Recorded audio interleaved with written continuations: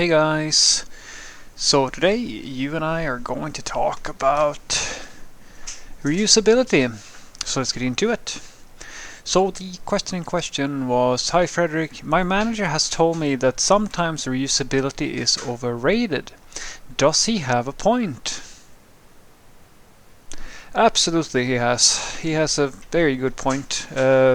It's the essence of the same sort of point that I try to make when I try to say to people that generic doesn't necessarily mean good, and when usually this happens when philosopher developers get too into their design patterns or when they try to optimize things, it's usually that they're more focused on their solution than whether or not they have a problem where this solution is a good fit. And reusability is one of those things where, so far guys, I have never at this point been to a company where the term reusable components hasn't been thrown around at least a few times. In this case it's for the front-end developers. Back-end developers have their own vices, but I love to use front-end developers for the question of reusability, because in theory every single front-end application has these sorts of reusable components, and when you work on as a single team, it's easier to keep these things consistent because the code base is very small. This gets increasingly more difficult the larger the system, and when you have multi-team setups across an entire company, it's borderline impossible to keep everything consistent, but it is what you actually want. And the thing is that everybody says that the reusability here is very desirable, but very few people actually understand how complicated it is to make that happen. Because what usually happens is that people start different initiatives to try to create reusable components, but they don't really have an organization structure or a management system that actually means that the reusable components are being used, that they fill the use case. Because a quite very common mistake people do is that they implement something and it's supposed to be reusable, but it's only reusable twice. And then on the third go it's not reusable anymore because the specification changed or something very difficult happened, which meant that the team that needed to use this reusable component couldn't. So now you're out of sync, and now you have some products that are in a consistent state and some products are not in a consistent state. And so when your manager says the reusability might be overrated sometimes, it really comes down to the cost value benefit analysis here. Because if you try, which is a very common thing for some developers, to make things very usable, very dry, you try to apply one of these design patterns and you don't really know how much value you're going to get back from it. You're simply doing it because it's a convention or it is something that is desirable for you, but you don't know what the cost is and what the value is. You haven't done that analysis, which is super common among the this is usually what happens when mid-levels are involved and not so much when the real seniors are involved. All you're going to do is that you're going to pay a lot for very little. That's in essence what you're doing, because your perfect reusable component might actually be very costly to create, and as I said, if you do it incorrectly, it's actually still going to end up just being used maybe a fraction of the time, but the cost that you paid was higher than if you just did a one-off solution. And so some people will give you, which is a sort of loose rule, that they say you should only abstract things or create reusable things if you follow with the rule of 3. Basically, if you see something being repeated 3 times, then you create a reusable thing from it. The problem with that is that that's also in the beholder's eye. That's why I don't really like using this term, because basically what I see is a classic one is that I see software developers find some logic that seems similar across different domains, for example, and then they think, all right, cool, I will create a generic function here that basically takes all these steps that are completely like the same, and then I'm going to create a generic solution to this. And as I said, they do that, but they don't really consider whether or not these features are coupled in any way, which is a different perspective that you should have when you develop systems. Because an example would be who has been working for a few years, I can tell that if you couple like a few of these different systems together, you create this abstraction, what's going to happen instead of you creating a simpler solution is that you're going to temporarily create a clean, like what you think is a generic solution, it's like right now it's identical in every single way, perhaps, so it makes sense. But I also know from experience that these features have a life of their own, and they are actually not being developed consistently.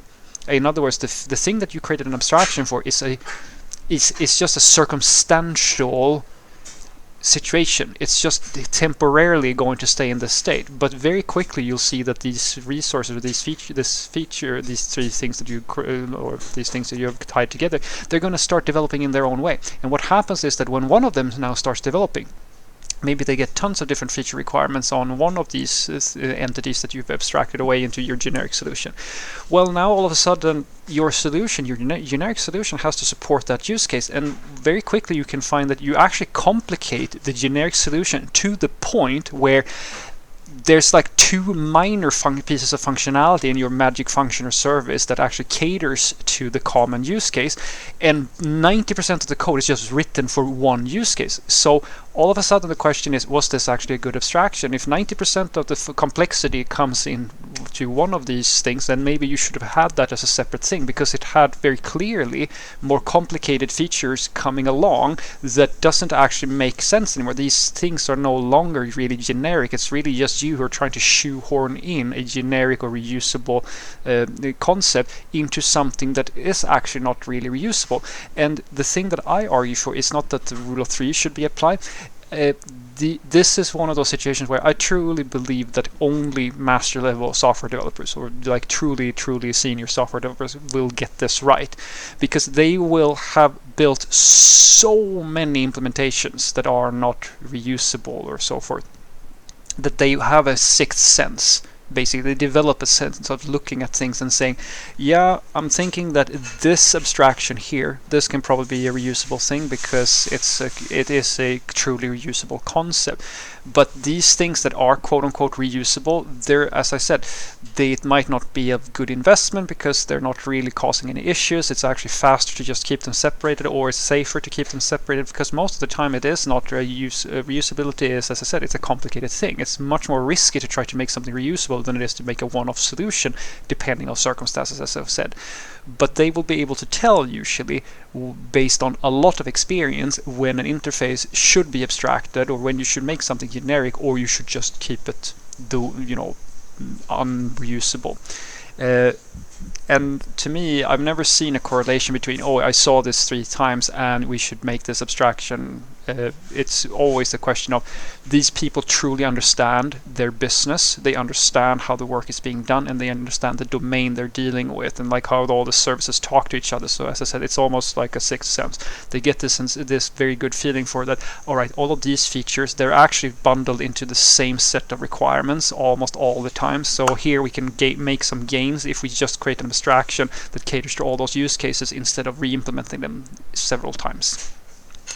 So what I want you to take away from this is that your boss or your manager is definitely correct. Some reusability is overrated in many cases, and the reason being because if you go for reusability without understanding the cost that you are paying, it's very likely that you're just going to end up creating an abstraction that is more complicated than not. And there is quite a lot of times, guys, where I go to projects where they've done this exact thing. They've created a super generic interface for something, and all it actually has become is this very messy super function or super service that does like a million things, and they passed in basically this super complicated object that does like a bunch of switches, basically a configurations of hell with if statements and conditions and so forth. So their reusable solution is, yeah, it's reusable if you can figure out what the damn thing is supposed to be doing. That's not good code, because reusability should, as the rule that I've always told you guys about before, is your code should become simpler.